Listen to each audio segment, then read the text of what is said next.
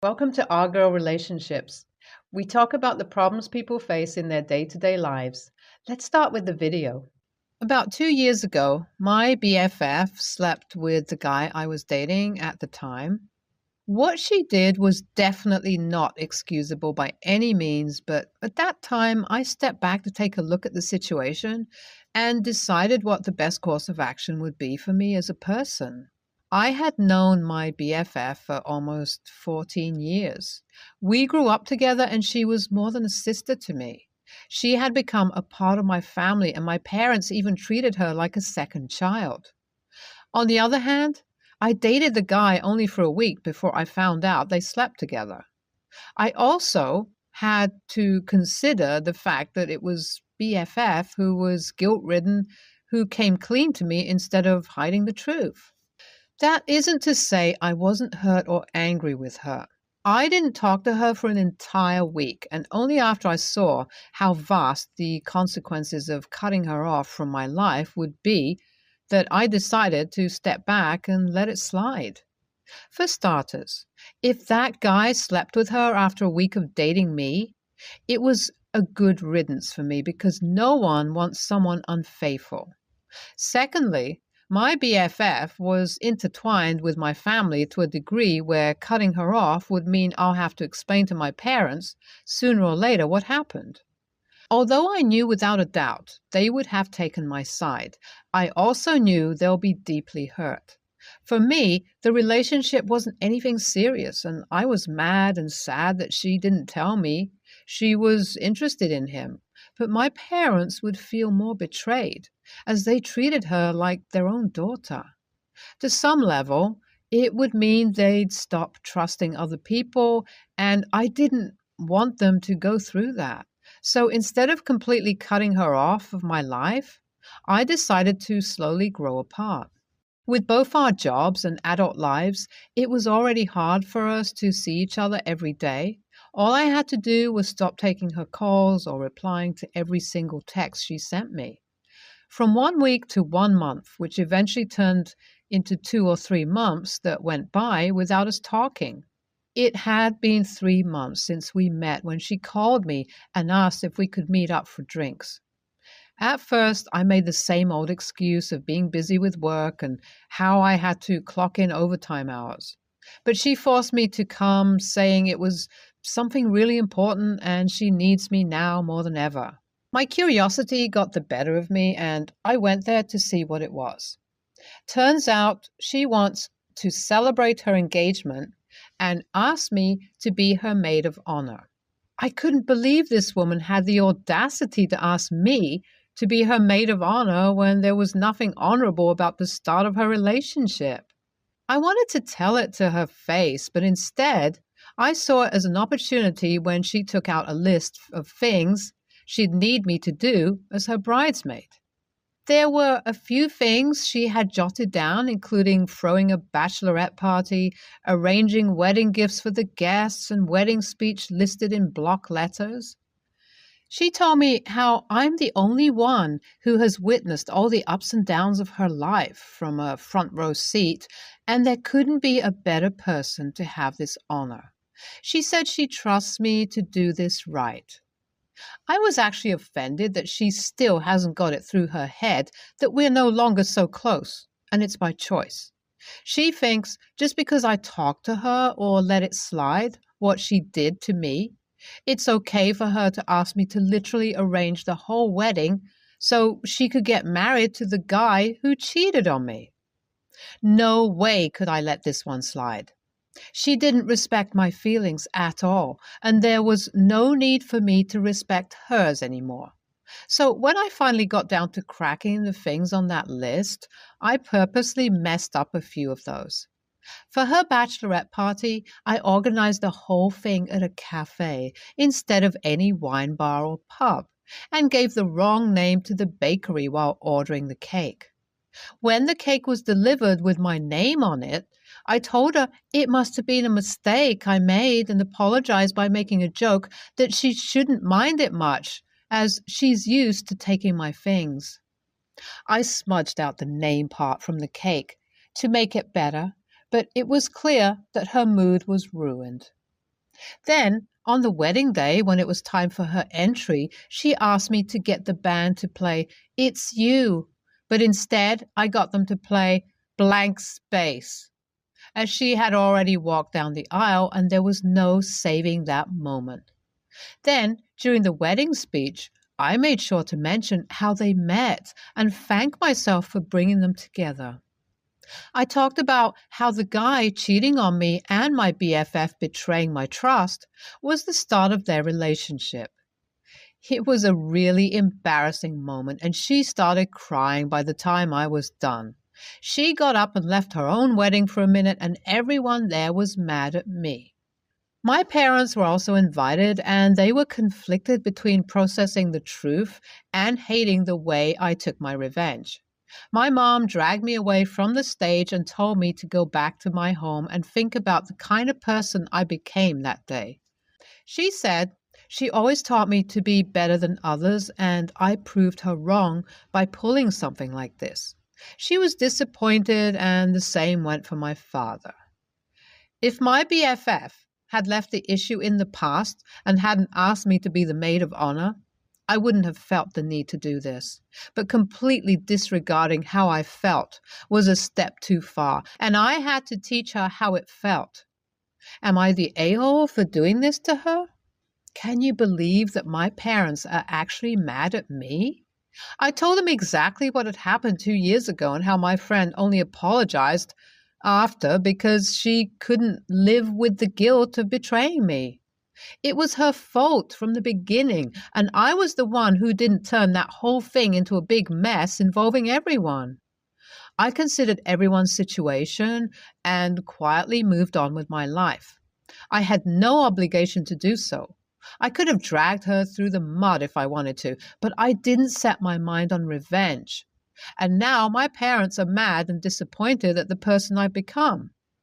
They are saying that they thought they raised a better human, and if I really hurt over what happened, then Kay should have ended things right then and there. According to them, my letting go of that matter has settled it once and for all, and I shouldn't have held a grudge. No matter how hard I tried to tell my mom that my friend was the one who asked me to my face to arrange her whole wedding without considering what that would mean for me, she still wouldn't understand where I'm coming from. She finally asked me to apologize for what I did and end it once and for all. And that's what made me even more angry, because why should I apologize? Even if I went a little overboard, it was just something she deserved, and we're even now. I swear, if not for living separately from them, I would have lost my mind by now. So my ex-BFF called me today. I didn't think she had it in her to contact me ever again. I purposely drifted apart from her and created a huge distance, but that wasn't big enough of a hint for her to know that I don't want to be in her life. So I even ruined her wedding to send a clear sign that I'm obviously not past her betraying me and don't want her to be in my life. If anything, that should have sent a clear message of where we stand. But apparently that was not enough, because after a month of peace, she started calling me again. I didn't pick up her calls, hoping to God that she'd just text me whatever it was about, but she's tenacious this time. I finally blocked her yesterday after being fed up, and today I found her waiting for me at my office. I had to give props to her for having the nerve, because if it was me, I would have never seen my face ever again. I asked her what she wants, and she told me she just wants to talk. I told her there's nothing to talk about, and there's no point in continuing to pretend we are friends, so we should be civil and go away. We're both adults, and fighting like children for things that we both know are lost is pathetic. But she only said that I should apologize and think about what I really am upset about if I want to move on. Her words kept annoying me, because now she was trying to act all omniscient. It's been a few months since I updated here. To be honest, I was so engrossed in my anger that I became blindsided. It was frustrating that my mom treated me like a shit for what I did, and everyone kept blaming me when I was the one who was wronged first.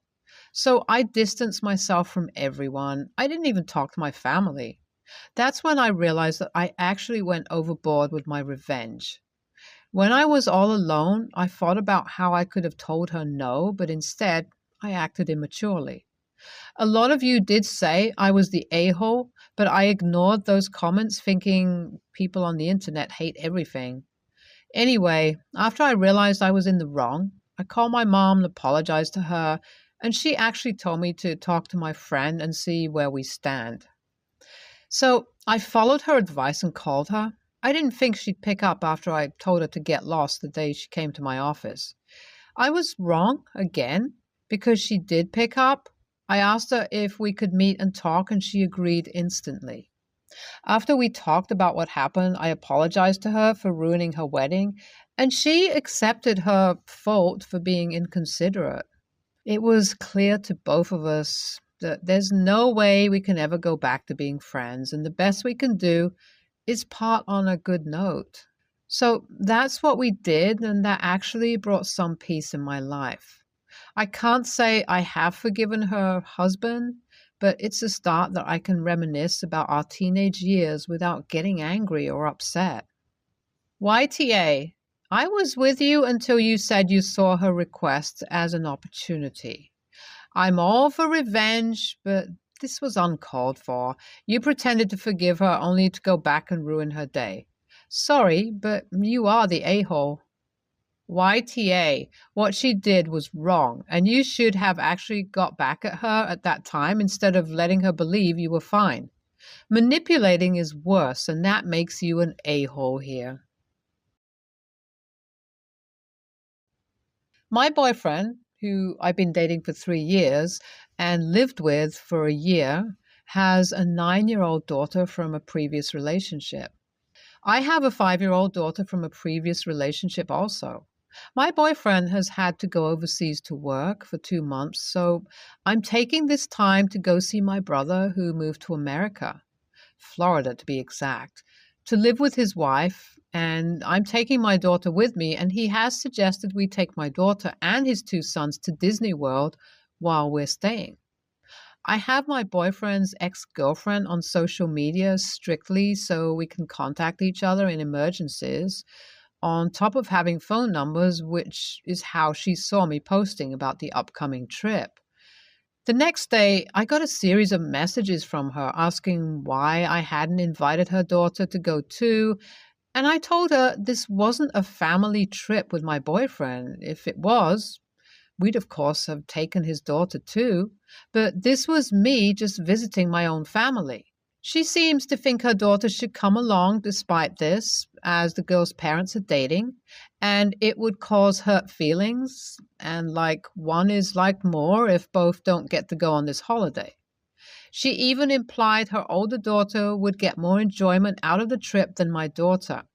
When I told her she was being ridiculous and I am not comfortable with taking her daughter without my boyfriend, she told me I was horrible and that I was going to make things tough between the girls in the long term and make her daughter feel unloved. I like my boyfriend's daughter a lot. She's a sweet kid, but I'm not her stepmother yet, so I'm her dad's girlfriend. And this is me visiting my own family, which will just happen to include a Disney trip. But I'm feeling guilty from her messages and her subtle posts about how having blended families are so hard when the other person isn't making any effort. Is it really wrong of me to say no? NTA, is her mother going to pay for her to go to Disney? That is a pretty expensive destination. Is mom going to pay to get her daughter to Florida, or does she expect you to take on the financial responsibility as well? As the well-being of a child, you are neither blood nor legally related to. I hope you let your boyfriend know how his ex is behaving and that boyfriend is backing you up. NTA, taking your own kid overseas without the other parent can be a pain sometimes, let alone someone else's. I'm not even talking about caring for the kid. I mean, extra paperwork, getting things notarized, extra questions, and making sure you have something ready in hand when you walk in the airport. And don't let an accident happen. Something small that might only require one stitch at the hospital will turn into a real nightmare. What kind of parent would send their child to another country with a non parent is the real question. NTA, I would not feel comfortable transporting someone else's kids over state lines without either of their parents present. What if one is sick, injured? You have no standing to treat them. To me, the possible kidnapping charge, transporting a minor across state lines, etc., legal issues trump the ex's desire to have you fund her kid's dream vacation. Okay, you're in another country? Hell no, that is rife with issues. No one can get there quickly in a medical emergency if consent is needed, etc. No way. Plus, your reward would likely be a lot of passive aggressive comments about all the ways you unjustly put your daughter first. Just nope. So I, 22 female, work at an animal shelter. I started working part-time at the adoption department. That meant I was handling animals for people who wanted to adopt them. After a while of working there, a full-time position opened for our surrender department. After talking with my boss, I was able to move departments. So now I have different responsibilities. I don't handle the people as much as I do the animals. I take them in, give them vaccinations, make sure they're all healthy and doing okay before they go on the floor for people to look at. It really is the best job I've ever had. So our main girl in this story was just recently hired about a month ago. We'll call her Sadie, 18, female. Now, this was her first job, and I understand how totally nerve-wracking it is. Especially a job like this, there's a lot to learn, and it's really easy to make mistakes. I made sure to let them know that I'm always available to lend a hand or answer any questions, which everyone always made use of. Friday night, my boss called me to tell me that one of the girls that was supposed to work Saturday suddenly quit. So I would have to be in adoptions all day. Now, I go into work at 8 while Sadie and our other coworker, Lana, 28 female, come in at 9:30. Once they came in, they started doing the normal setup before we officially opened at 10. A lot of things happened that day that I believed led to her being fired, but I'll tell you one I think sealed the deal. We had a man come in to look at one of our dogs he wanted to adopt. So I make a copy of his ID and Lana goes to grab the dog so they can spend some time together. After she comes back, Sadie begins to say inappropriate things. She said that the man looked like a racist and it wouldn't surprise her if he was a sex offender. I was so shocked by what she said, I stopped moving to try and process the moment. Lana starts laughing, and the two continue to talk about him. I look at them and tell them that is inappropriate and they need to stop talking. They just rolled their eyes and said, "Yes, Mom," but they still continue to talk about him. After a while of him spending time with the dog, he came back out and said he would have to think about if this dog was for him or not. After a few more minutes of talking, he said goodbye and turned to leave. Sadie turns around to Lana and they again start laughing. This time, Sadie said he may be a child molester. Mind you, he hadn't fully left the building yet. After he had, Lana took the copy of his ID and took it back to her desk and began to look him up on Google to see if she could find out anything bad about him. I stood up and left the room, immediately calling the shelter manager to let her know what was going on. I had to write out an official statement about everything that happened that day.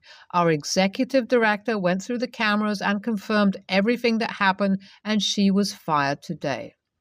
Today, I overheard Lana say I was a jerk for getting her fired when it was just a joke.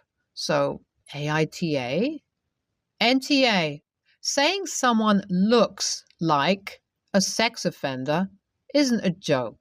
It isn't anything to laugh about, and there's nothing funny about it. Neither is invading someone's privacy by using their identification required by your job to look up information about them for your own entertainment. She deserved to be fired. NTA. Jokes are supposed to be funny, and this wasn't. Maybe if Sadie had left it at the comments and not looked him up on Google, I'd feel a little differently, but she didn't. It's kind of a breach of privacy to have taken his ID and used it to research him. Sadie needs to grow up and realize that a person's outward appearances tell you very little about them. Hopefully, she has learned her lesson. OP, good on you for taking this seriously and letting your supervisor know. NTA, and you need to report Lana again now for talking about you behind your back to other people. Every job has certain expectations of professionalism, and they obviously violated those expectations. What they did was disgusting. It wasn't a joke. And as someone who is a survivor, I can promise it is never a joking matter. It is never funny.